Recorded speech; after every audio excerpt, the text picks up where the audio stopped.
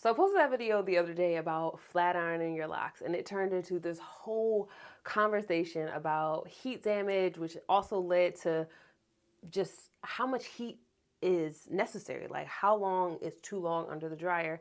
And I felt like this is something we gotta talk about.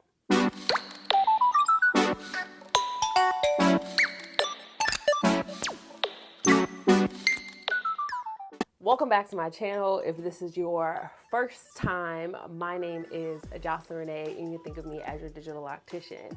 If you are returning or you are a crown maker or part of the crown crew, a shout out to you. So grateful for your presence, and I really appreciate you adding me along your lock journey. What we're going to be talking about today is the whole heat on your locks. And in particular, I know that a large part of that has to do with your porosity and the temperature of the dryer. So that's what we're going to get into today. I have to first ask, because you know it is really important for us to all be on the same page, make sure we got all the things defined. Do you know your porosity? Press a 1 in the chat if you do not know your porosity. Never heard of it, haven't figured it out, don't know. Press a 2 if you are aware of your porosity. And if you're feeling fancy, let us know what your porosity is. Even as it relates to locks is really important. And after this quick message, we're gonna break it down.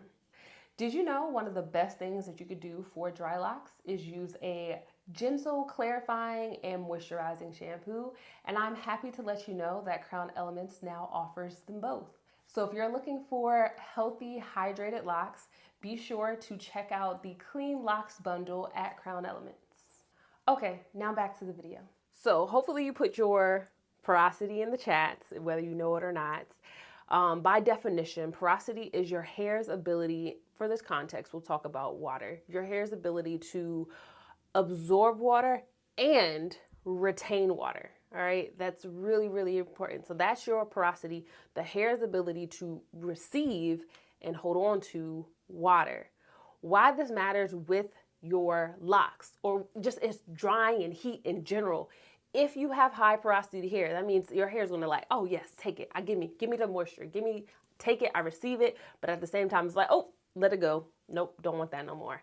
But if you have low porosity hair, that means your hair is like, no, I don't want it. No.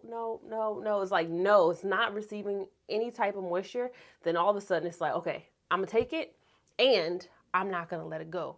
So when you think about how long is too long under the dryer, it's going to really depend on your porosity level.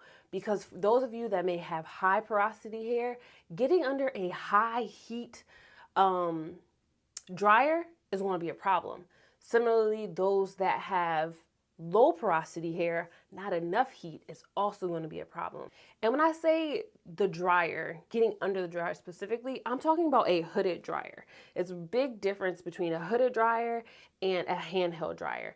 If you haven't seen the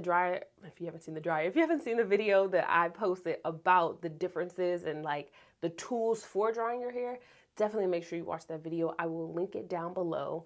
But in this context, and honestly, for drying your hair, you want to have a concentrated heat source, something that's all over your head. So high porosity hair, definitely want to have it on like medium heat.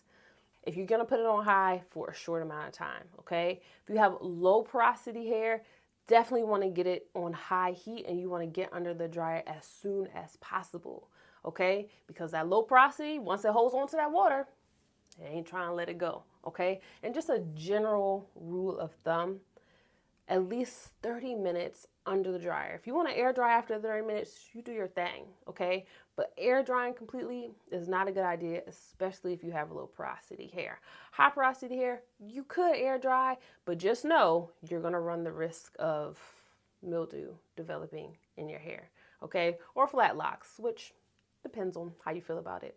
Either way, I hope this helped you to better understand what setting of temperature you should be using on your hair and how long you should be under there. In the comments, let us know how long you currently sit under the dryer. Y'all know a couple months ago it was 3 hours for me. Now I'm back to that good old hour and it feels great. I don't know if I'm gonna get back to 3 hours. We'll see. But as always, Thank you so much for watching, and I am wishing you peace, love, and joy.